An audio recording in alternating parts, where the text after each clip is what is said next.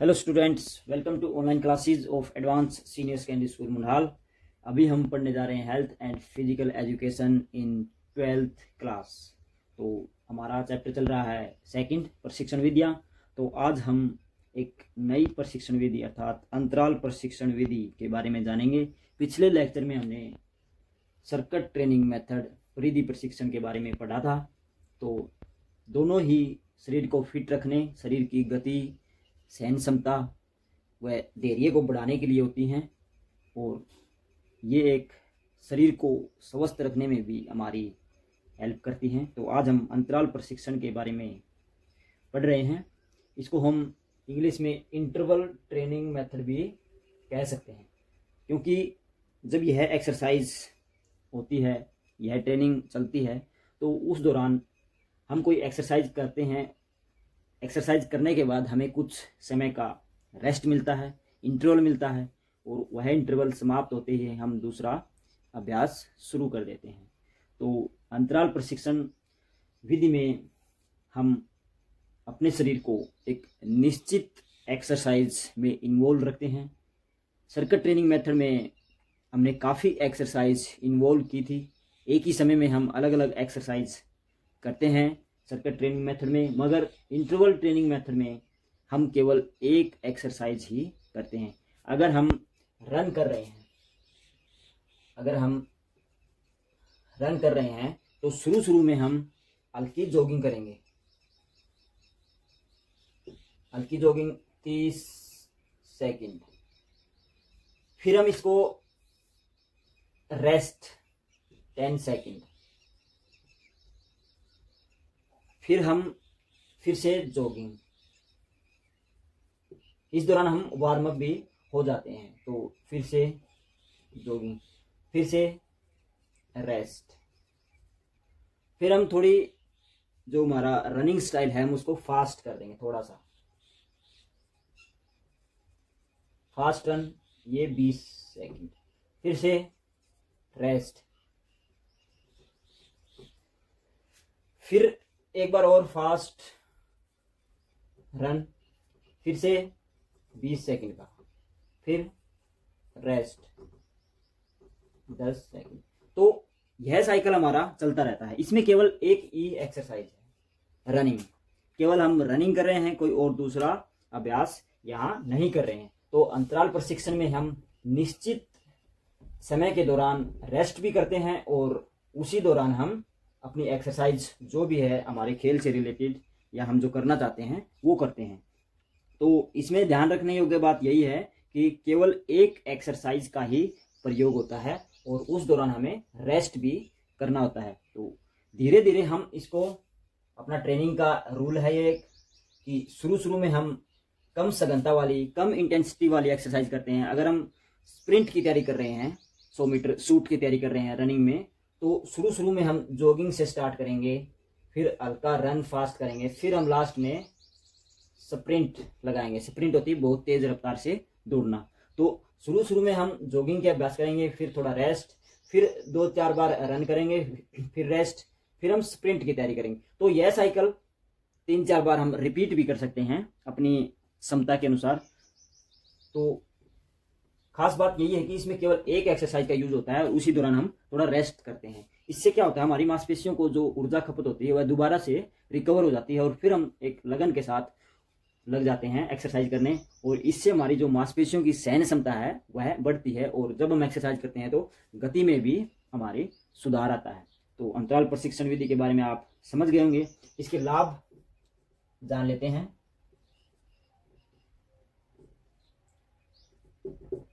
Number 1, जब हम अंतराल प्रशिक्षण करते हैं, एक बार हमारा शरीर बहुत तेज एक्सरसाइज करता है, फिर रेस्ट करता है, फिर तेज एक्सरसाइज करता है, तो इस दौरान क्या होता है, मांसपेशी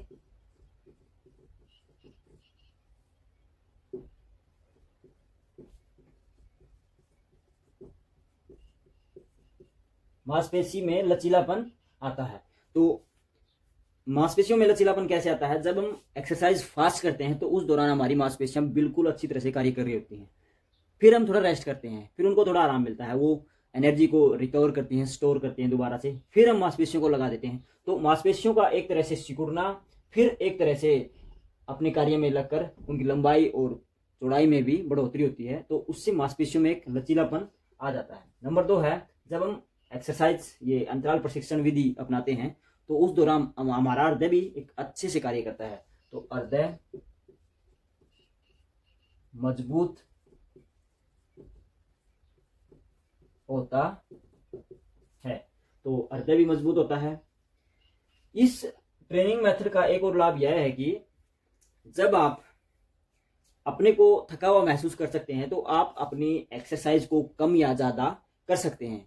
यह जो हमने पिछला लेक्चर में किया था सर्किट ट्रेनिंग, उसमें फिक्स होती है एक्सरसाइज, वो खिलाड़ी को करनी ही होती हैं, मगर इस एक्सरसाइज में खिलाड़ी अपनी क्षमता के अनुसार एक्सरसाइज को कम या ज्यादा कर सकता है। तो व्यायाम हम अपनी क्षमतानुसार कर सकते हैं। तो कोई भी खिलाड़ी है वह व्यायाम अपनी क्षमतानुसार कर सकता है इस एक्सरसाइज में। एक और होता है, जब यह एक्सरसाइज चल रही होती है तो हम नीचे से कम इंटेंसिटी से ऊपर की तरफ जाते हैं। शुरू में हम ज्यादा समय लेते हैं कोई एक्सरसाइज करने का, मगर फिर हम उस समय को कम कर देते हैं। इससे खिलाड़ी को अपनी प्रगति महसूस होती है, क्योंकि शुरू में वह किसी अभ्यास को सही तरीके से नहीं कर रहा था, मगर धीरे धीरे वह उसको सही करने लग जाता है। उसकी मांसपेशियों में लचकता, गति आ जाती है, तो वह समय उसको महसूस करता है। उससे क्या होता है, मनोबल बढ़ता है।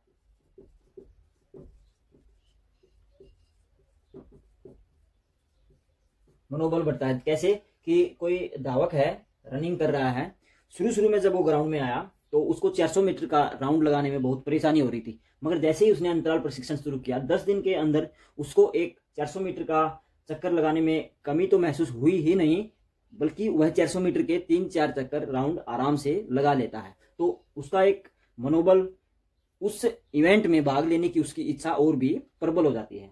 तो यह भी एक सेटिस्फिकेशन देता है एथलीट को। नंबर 5 है,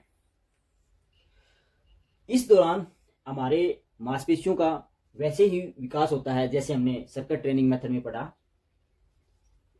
बल, क्षमता व धैर्य का विकास।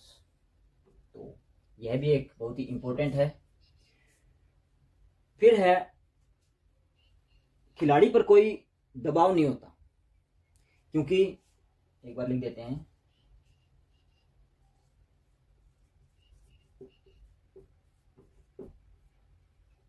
खिलाड़ी जब एक्सरसाइज कर रहा होता है तो वह अपनी क्षमता के अनुसार, अपनी इच्छा के अनुसार इस एक्सरसाइज को पूरा करता है। परिधि प्रशिक्षण में तो क्या होता है, जब हम एक्सरसाइज कर रहे होते हैं तो हमको एक फिक्स डाटा दिया जाता है कि आपको ये एक्सरसाइज करनी है 5 से लेकर 10-12 तक, वो हमें करनी होती है चाहे हम थके हुए हों। अगर हम थके हुए हैं तो इसका मतलब हम उस क्रिया को करने में सही रूप से सक्षम नहीं है, पहले ही हम बाहर हो जाएंगे। मगर जब हमें व्यायाम करना होता है, अपने शरीर को फिट रखना होता है, तो हम कोई एक्सरसाइज चुनते हैं और उस दौरान हम पर कोई बिना दबाव के अगर वो एक्सरसाइज चलती है तो हमारा एक निश्चित ही अंदर से हमें एक सुख की अनुभूति होती है, शांति की अनुभूति होती है। तो दबाव नहीं होता किसी भी खिलाड़ी पर। आप एक्सरसाइज करते करते रिपीटेशन कम कर सकते हैं, या आपका जो समय अंतराल है, जो समय अवधि है रेस्ट की, वो बढ़ा सकते हैं, जिससे हमें एक मानसिक और शारीरिक थकान अनुभव नहीं होती। तो ये कुछ इसके लाभ थे। इसमें अंतर क्या है परिधि प्रशिक्षण और अंतराल प्रशिक्षण में? अंतराल प्रशिक्षण में केवल एक एक्सरसाइज चुनी जाती है और उसको ही बार बार रिपीट किया जाता है, मगर जो हमारा सर्किट ट्रेनिंग मेथड था उसमें अलग अलग एक्सरसाइज अलग अलग समय पर, अलग अलग स्टेशन पर निश्चित की जाती हैं और वो हम 1 2 3 4 5 ऐसे सर्कल में करते हैं। इसमें एक और बात क्या है, इस अंतराल प्रशिक्षण के दौरान खिलाड़ी अपने व्यायाम को कम या ज्यादा कर सकता है, अपनी रिपीटेशन कम या ज्यादा कर सकता है। मगर जो अंतराल प्रशिक्षण, जो परिधि प्रशिक्षण विधि है, उसमें खिलाड़ी किसी भी एक्सरसाइज को कट नहीं कर सकता, उसको वो एक्सरसाइज करनी होती है। तो ये इसके कुछ फीडबैक थे, ये हमने जाने। तो आज के लिए इतना ही। इसको अच्छे से नोट करें, अच्छे से समझें, अच्छे से पढ़ें। Thank you.